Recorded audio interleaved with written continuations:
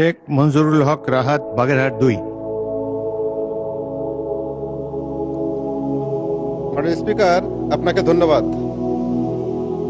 মাননীয় স্পিকার, আমি আজ এই মহান সংসদে দাঁড়িয়েছি আমাদের অর্থনীতির মূল চালিকা শক্তি বাংলাদেশের শ্রেষ্ঠ সন্তান প্রবাসীদের এক করুণ সংকটের কথা তুলে ধরতে। মাননীয় স্পিকার, আমরা গর্ব করি প্রবাসীদের রেমিটেন্স যোদ্ধা বলে থাকি। প্রতি বছর তারা বিলিয়ন বিলিয়ন রেমিটেন্স পাঠিয়ে আমাদের দেশের বৈদেশিক মুদ্রা রিজার্ভকে সচল রাখছে।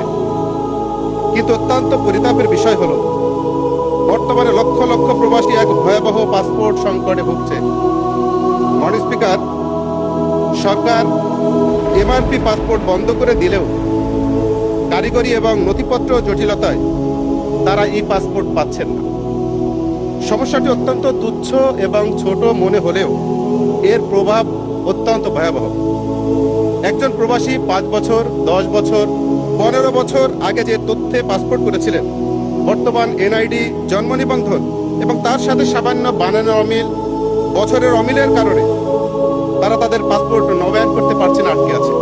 যে কারণে এই সামান্য করণিক ভুলের মাসুল দিতে গিয়ে প্রবাসীরা বিদেশের মাটিতে আজ পরিচয়হীন রোহিঙ্গাদের মতো অনেক সময় বসবাস করতে হচ্ছে। তাদের কাজের পারমিট নবায়ন হচ্ছে না, তারা কাজ হারাচ্ছেন। এমনকি অনেককে এই জটিলতার কারণে জেলেও যেতে হচ্ছে।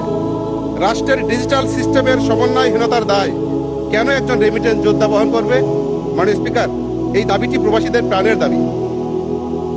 অনতি বিলম্বে একটি ওয়ান স্টপ সার্ভিস চালু করা হোক, যার মাধ্যমে রেমিটেন্স যোদ্ধারা তাদের এই সমস্যাটা সহজে সমাধান করতে পারে। ধন্যবাদ মাননীয় স্পিকার।